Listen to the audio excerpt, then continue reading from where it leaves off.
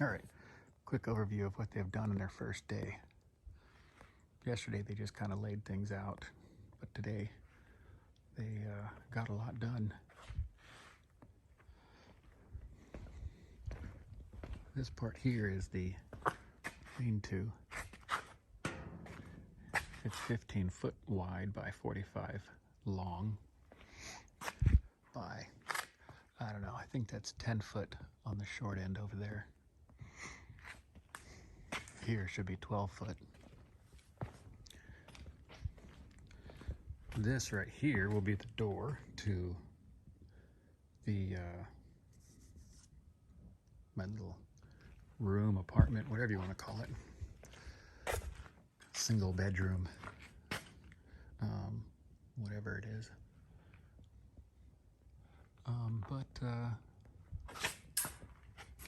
This will be the whole deal here. This will be the living room. And that part is the kitchen. Then it walks over, let me see, there's the front door. So the front door comes, and there's just a tight turn. Turn to the right will be the bedroom. So this will be the bedroom here. Over here will be the bathroom. And then here the kitchen / living room. It's gonna be small. I forget, about 600 square foot. And that's the 14 foot by 10 foot wide door. And yeah, I gotta put lights and all sorts of stuff in here. I have so much work ahead of me. And after a half a day of trying to light the fires, the fog finally lifted, and I think the humidity dropped, and they all of a sudden lit. So I got maybe 1/3 complete. It was a decent day. Still have so much to do. I'm gonna try to get fertilizer and lime tomorrow or the next day. I still have time to put it out. All right, until tomorrow.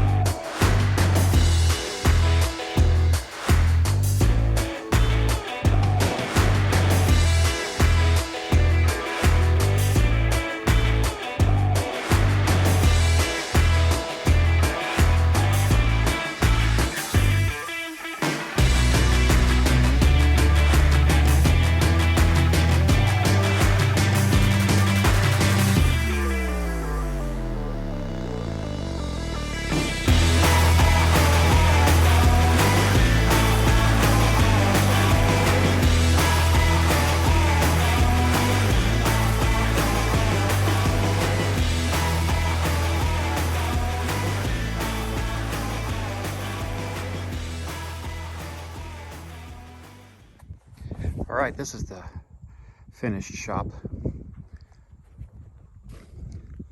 It's at least this shop part right here is 30 feet wide by 45 foot long. I have a lean-to over here that is 15 foot wide by 45 foot long. I'll probably put some lights up there at the top, some extension cords to charge up the the batteries like on the trailer and such when they're parked for a while. This right here will be the living quarters, apartment, whatever you want to call it. But of course, right now it's nothing. So this part here, as I kind of described earlier, you'll kind of walk in and the bathroom will be over here, and then the bedroom over here. Then over here will be living room, kitchen, all that kind of stuff.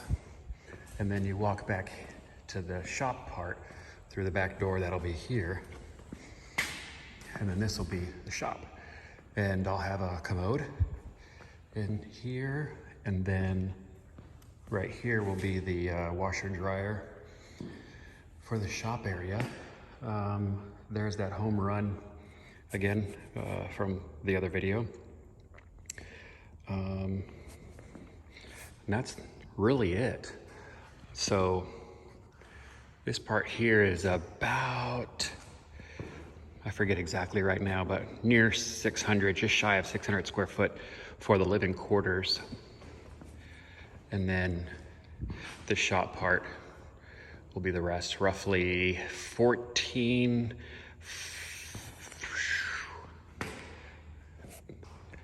it'll be 30 foot long by 30 foot wide. So roughly 30 by 30. It's a 10 foot by 14 foot door. And I was kind of thinking, should have had a 12 foot door. But I mean, I guess anything that could fit on the road could fit in here. It'll just be a little tight. Give you like, what, 2 feet or so on each side. That should be enough. But anyway, that's it. And it'll come out here, and probably eventually here I'll put some gravel or something out here.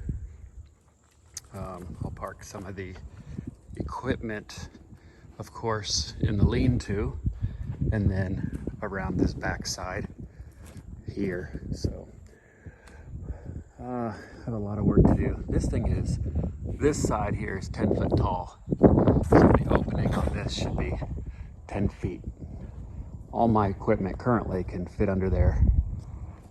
So that's it. There's the field. I just finished putting lime on it, put fertilizer on it yesterday. For this area here, I'll have a little yard for the dogs, so I don't have to watch them so closely. But it'll pretty much go from here to around where the tractor's at. This is a septic, so I want it to kind of cover up some of the piping and such, so no one drives over it with heavier equipment. So I figure if it's in a yard, then you can't drive over it easily. Guess you could still drive through the fence, but we hope that doesn't happen. And then some of this back here, well, a lot of this back here will be in a yard also. So you just open the door and let the dogs out, and they can run around. I'll probably put some perennial peanuts. I forget which, there's different types, but Tito is the one I want to put out in the field for hay. But there's another type they have here that is just pretty much low maintenance once it gets established, and it's pretty tolerant to drought and all sorts of other stuff, so I don't have to water it once it gets going. So anyway, I'll probably move the RV over here too next time I'm up here, and then I'll have to disc the field and mark out the trees, get the holes drilled, and that's about it. So making slow progress from about, I don't know, 20-30 piles down to just a handful now. It's been a lot of work this trip, but hey, I think it's all worth it. All right, well, thanks for joining me on this one. We'll see y'all next time.